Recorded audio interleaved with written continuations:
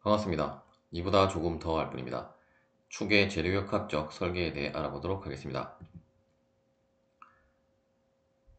이번 영상에 제목을 축의 재료역학적 설계라고 한 것은, 축이라고 하는 것은 우리가 재료역학적 구조 설계만 하는 것이 아니라 뭐 회전을 함에 의해서 그 진동도 발생을 하기 때문에 엄밀하게는 어떤 구조 동력학적 문제라고 보시면 되겠고, 또한 어떤 그 피로 현상과도 많이 연관이 있는 그 설계 분야이기 때문에 그러한 것을 모두 종합한 로터 다이나믹스라고 하는 회전체 동력학이라고 하는 학문과, 그리고 실제로 여러분들은 기계 설계라는 과목에서 조금 더 자세하게 축 설계에 대해서 배우게 될 건데, 이번 영상에서는 이러한 축에 우리가 지금까지 우리가 공부했던 재료역학적 지식만으로 설계를 하는 방법에 대해서 알아보도록 하겠습니다. 그림에 보시는 것처럼 축이라고 하는 것은 회전을 하고, 또한 어떤 동력을 전달하는 그 동력 전달 기계의 요소로, 따라서 축만 회전을 하는 것이 아니라 그 기어라든지 어떤 벨트 풀리와 같은 그러한 기계 요소와 결합해서 회전을 하기 때문에, 따라서 그 빔과 달리 어떤 그 빔에서의 그 굽힘과 그리고 회전을 함에 의해서 발생되는 비틀림이 동시에 작용하는 경우가 많다라고 보시면 되겠고, 또한 우리가 빔 같은 경우는 2차원 요소로 해서 해석이 가능한 경우가 많았지만, 축 같은 경우는 다양한 방향에서 하중이 작용을 하기 때문에, 다음에 그림에 보시는 것처럼 3차원 그 문제라고 보시면 되겠고, 따라서 빔과 다르게 다음에 우리가 세 개의 그 다이어그램을 작성을 하게 되는데, 먼저 예를 들어서 다음과 같은 기어의 그 하중 P1과 P2가 다음과 같이 작용을 하고, 실제로도 어떤 기어 자체의 그 하중과 축 자체의 자중에 의한 그 하중이 있을 수 있고, 또한 이러한 기어나 벨트 풀리에는 기어 같은 경우는 접촉을 하면서 그 회전을 하기 때문에 그러한 접촉력에 의한 하중이 부가적으로 발생하고, 벨트 풀리 같은 경우라고 하면 장력이 발생을 하기 때문에 그러한 장력에 의한 힘들이 추가적으로 발생을 하기 때문에, 따라서 어떤 그 하중이 다양한 방향으로, 즉 3차원적으로 작용을 한다라고 보시면 되겠습니다. 따라서 P1과 P2가 다음과 같은 방향으로 작용을 했다라고 하면, 일단 P1은 비스듬하게 작용을 했기 때문에 우리가 각 축 방향으로 분해를 해야 될 것이고, 또한 축에는 그 비틀림 모멘트가 T가 작용을 하기 때문에, 다음과 같은 어떤 축의 단면을 회전시키는 방향의 토크와, 우리가 축도 어떻게 보면 원형 단면 그 빔으로도 볼 수 있기 때문에, 그러한 빔에 작용하는 각 평면상에, 즉 빔 같은 경우는 우리가 어떤 XY 평면상에서 XY 축 방향으로만 하중이 작용했지만, 축 같은 경우는 우리가 기어를 어떻게 접촉시키느냐 혹은 장력을 어떻게 작용하느냐에 따라서 다음에 보시는 것처럼 Z축 방향의 그 하중 성분, 그리고 X축 방향의 하중 성분 등이 두 개의 방향의 하중 성분에 의해서 두 개의 방향의 굽힘 모멘트가 발생을 하고, 그러한 굽힘 모멘트는 각 평면상에 따로따로 여러분들이 계산을 해서, 우리가 합 모멘트는 그러한 각 축 방향의 모멘트를 어떤 이제 벡터적으로 더해서 이제 합력 모멘트를 또 산출을 해야 될 것입니다. 일단 자세한 계산 방법은 우리가 예제를 통해서 한번 알아보기로 하고, 따라서 이제 P1Z에 의해서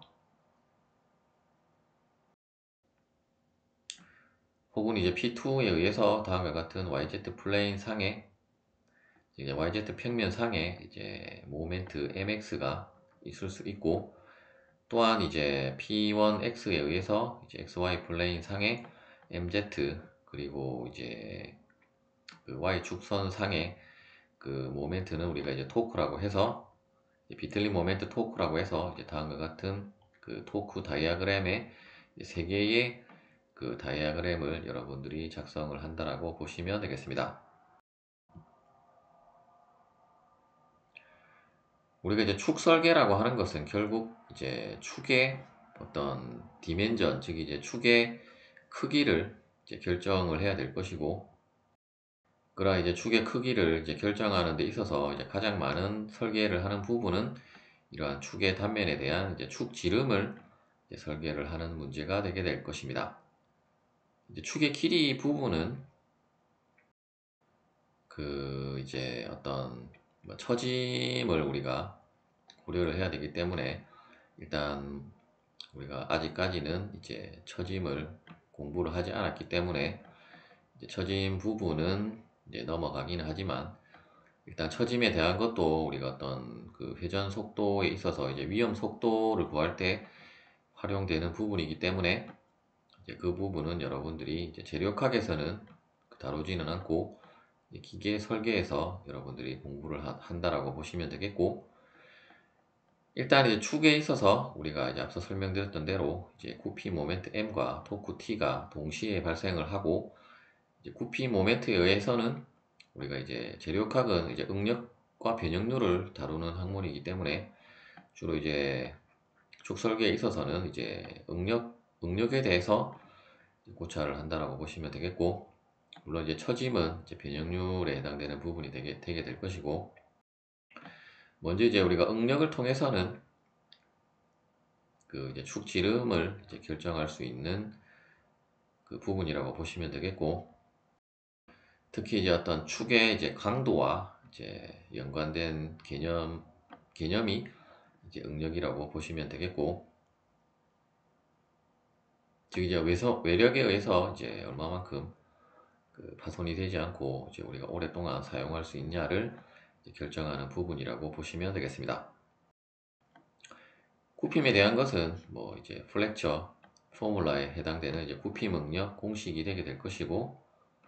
그리고 이제 토크에 대한 것은 우리가 비틀림에서 다루었던 다음에 이제 그 토션 포뮬라가 되게 될 것인데, 이때 이제 우리가 굽힘과 그리고 비틀림에 의해서 이제 결국 C라고 하는 것이 어떤 이제 디멘전에 연관된 개념이고, 또한 I와 J에도 C라고 하는 그 디멘전이 들어가 있기 때문에, 이제 그러한 것을 통해서 우리가 이제 그 반지름, 이제 C는 엄밀하게는 이제 체외각 어떤 디멘전이라고 보시면 되는데, 이제 축에 있어서는 결국 이제 반지름이 되게 될 것이고, 따라서 이제 반지름을 구하면 우리가 이제 그 반지름을 2배를 하면 지름이 산출이 되기 때문에, 이제 지름을 구하는 문제가 이제 재료역학적 설계라고 보시면 되겠습니다. 또한 이제 축의 이제 단면도 이제 원형 단면이기 때문에 우리가 이제 그 시그마는 이제 그 단면계수분의 이제 최대 모멘트로 해서, 이제 굽힘 응력 같은 경우는 이제 최대 굽힘 응력을 여러분들이 뭐 계산을 하셔도 되겠고, 아마 기계 설계에서는 아마 이제 단면계수로 많이 그 공식이 이제 그 주어진다라고 보시면 되겠습니다. 그리고 이제 축에 있어서도 우리가 가장 최대 응력이 걸리는 부분은 이러한 축의 가장 그 바깥 표면 부분에 이제 최대 응력이 이제 당연히 그림상에도 그 굽힘 모멘트에 의한 그 수직 응력, 즉 여기 이제 굽힘 응력 시그마도 이제 다음에 그 뭐 압축 인장이 걸리지만 이제 크기는 이제 동일하기 때문에 따라서 이제 가장 최외곽 부분에 즉 이제 원주상의 응력이 최대이고 또한 토션 포뮬라에 의해서도 최외곽 부분에 응력이 최대값이 되게 되므로 우리는 이제 축을 설계를 할 때는 어떤 이제 C나 D점을 그 포커스로 해서 여러분들이 이제 응력을 계산을 한다라고 보시면 되겠고, 따라서 이제 뭐 D나 C나 어차피 동일하기 때문에 물론 이제 압축이 걸리느냐 인장이 걸리느냐의 차이는 있겠지만 동일하다라고 보시면 되겠고, 일단 모멘트가 이렇게 작용하면 D점에는 이제 압축 응력이 작용을 하기 때문에 일단 D점에 대한 미소 엘리먼트 상의 응력 분포도는 다음과 같고, 이 부분을 다시 우리가 이제 평면 응력으로 표현을 하면 다음과 같이 표현을 할 수 있고, 우리가 평면 응력을 도시를 할 수 있다라고 하면 이제 이 평면 응력을 통해서 이제 최대 주응력이나 이제 최대 전단 응력은 여러분들이 계산을 하실 수가 있을 것입니다. 이때 우리가 또 그 축의 그 설계에 있어서 파손 응력이라는 것을 이제 개념을 알아야 되는데, 일단 재료역학에서는 다루진 않겠지만 뭐 궁금하신 분들은 제 채널에 이제 기계 설계 영상들을 이제 업로드를 해둔 것이 있기 때문에 파손 이론을 이제 재료역학에서 소개된 것보다 조금 더 자세하게 다루어뒀기 때문에 궁금하신 분들은 이제 그러한 영상들을 참고로 하시면 되겠고, 또한 이제 그 축 같은 경우는 주로 어떤 연성 재료로 이제 강철로 많이 그 제작을 하기 때문에 어떤 연성 재료에 대한 파손 이론은 우리가 최대 전단 응력설이라고 하는 것을 많이 사용하기 때문에, 따라서 이제 우리가 어떤 그 타우 맥스에 대한 것을 이제 고찰을 한다라고 보시면 되겠고, 따라서 이제 최대 전단 응력설에 의해서는 결국 우리가 그 타우 맥스에 대한 것을 이제 구해서 그러한 이제 어떤 축의 이제 디멘전을 이제 결정을 한다라고 보시면 되겠고, 일단 이제 현재 이 평면 상태에 의해서는 평면 응력 상태에 의해서는 이제 타우 맥스, 이제 여기는 타우 얼로우라고 되어 있는데 우리가 설계상에서는 항상 허용 응력을 이제 최대 응력으로 간주를 하기 때문에 이제 타우 얼로우로 표시를 한 거라고 보시면 되고, 따라서 이제 우리가 그 최대 전단 응력 공식에 의해서 일단 시그마 y는 없기 때문에 그냥 2분의 시그마의 제곱 플러스 타우의 제곱이 되게 되고, 또한 이제 축에 있어서의 그 단면 이차 모멘트 i는 4분의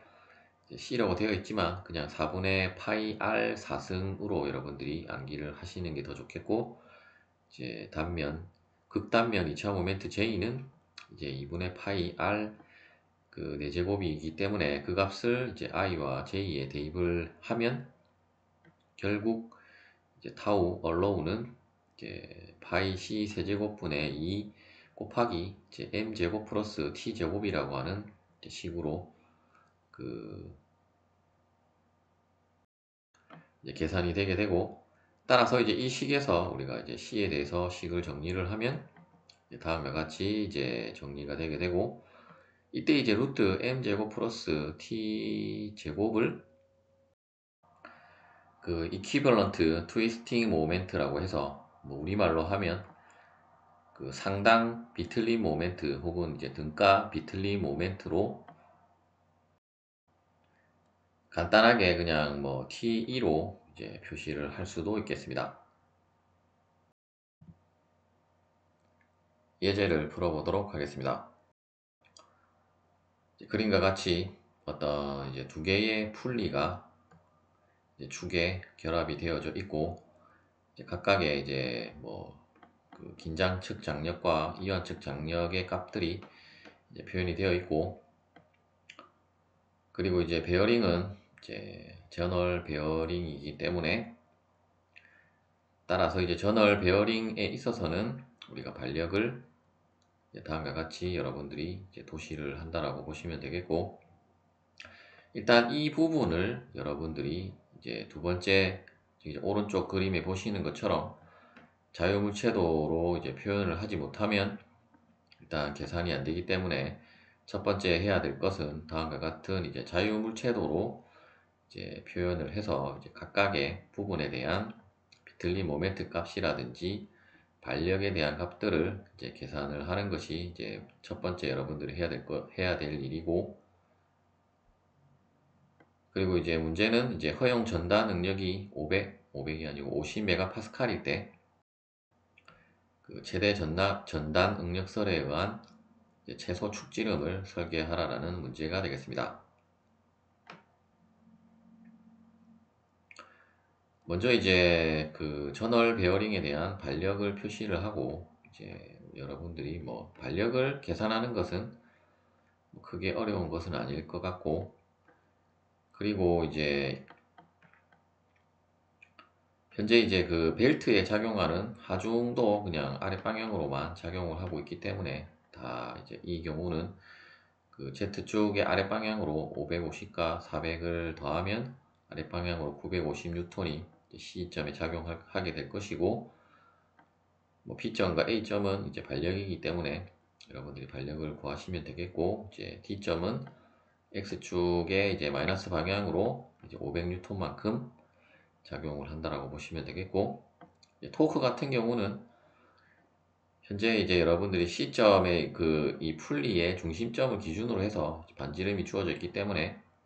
이렇게 회전하고 반대로 회전하기 때문에 결국 그냥 반지름은 동일하므로 550 빼기 400 곱하기 이제 0.05를 계산을 해보면 이제 7.5 뉴턴미터가 되게 될 것이고, 이 경우도 그냥 300 빼기 200 곱하기 0.075로 하면 동일하게 이제 7.5 뉴턴미터인데, 그런데 이제 방향은 여러분들이 이제 하나는 이쪽으로 회전하고 하나는 이쪽으로, 즉 이제 550쪽이 더 크기 때문에 당연히 이렇게 회전을 하게 될 것이고, 이 경우는 300이 더 크기 때문에 300쪽으로 회전을 하면 이제 이러한 방향으로 회전을 한다라는 것을 알 수 있고, 현재 Y축의 플러스 방향이 이쪽이 플러스이기 때문에 여러분들이 오른손 법칙에 의해서 이 앞쪽이 그 플러스 7.5고 이제 D점에 작용하는 비틀림 모멘트는 마이너스 7.5 뉴턴 미터라고 보시면 되겠습니다. 두 번째는 이제 각각의 그 축방의 하중에 의한 우리가 이제 BMD를 이제 작성을 한다라고 보시면 되겠고, 먼저 이제 우리가 MX를 구하려고 하면 이제 Z축 방향으로 작용하는 이제 하중들만 이제 축에다가 표시를 해서 여러분들이 이제 BMD를 작성을 하시면 되겠고, 일단 뭐 바로 BMD가 안 그려지시면 이제 SFD부터 먼저 작성을 해서 BMD를 이제 여러분들이 작성을 하셔도 되겠습니다. 일단 이제 작성을 해보면 현재 이제 C점에서 최대 모멘트가 그 발생을 하기 때문에 일단 C점을 우리가 그 최대 모멘트 지점으로 하나를 이제 염두를 해둬야 할 것이고,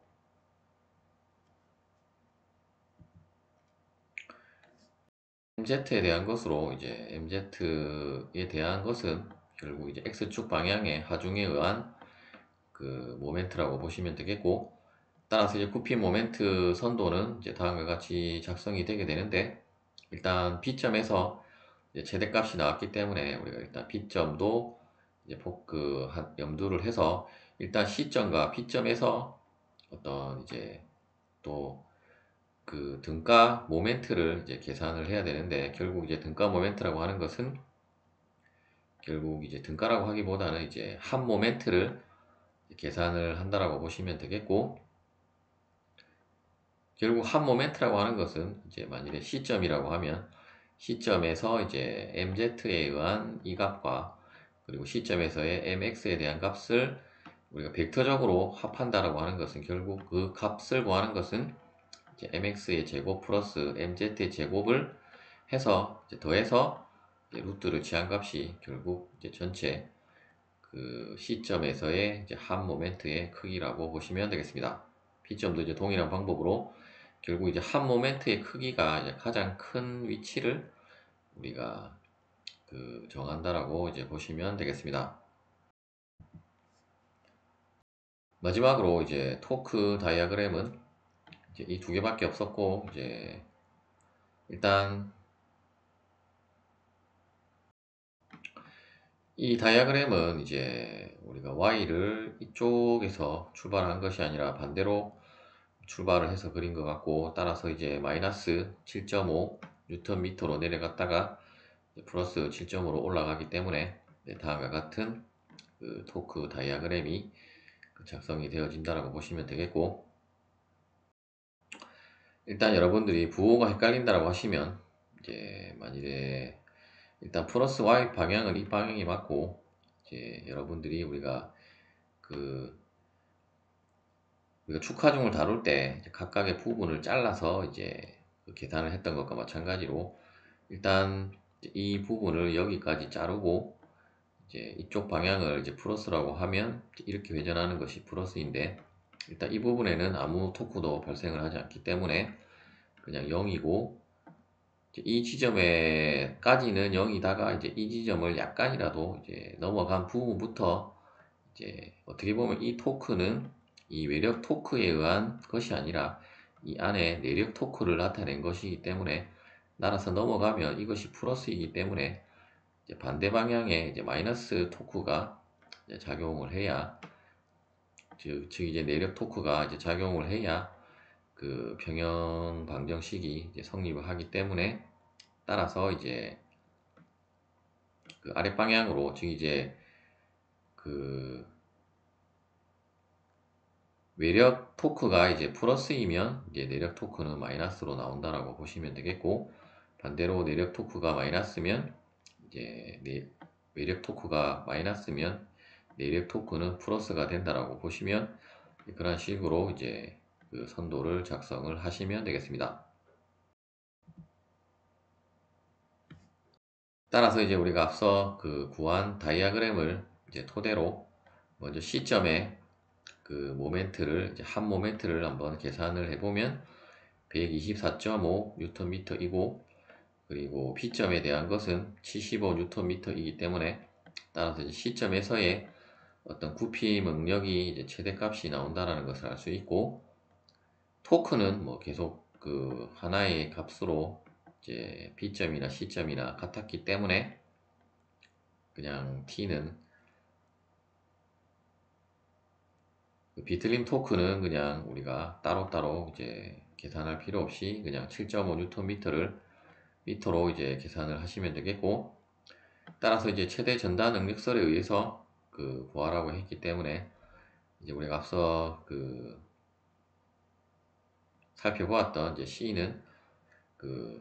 파이 곱하기 타우 올라우 분의 2 곱하기 루트 m제곱 플러스 t제곱을 이제 세제곱근을 한 값으로 이제 구하는 공식에 의해서 각각의 들어갈 값들을 우리가 모두 구했기 때문에, 이제 각각의 값들을 모두 다 대입을 해서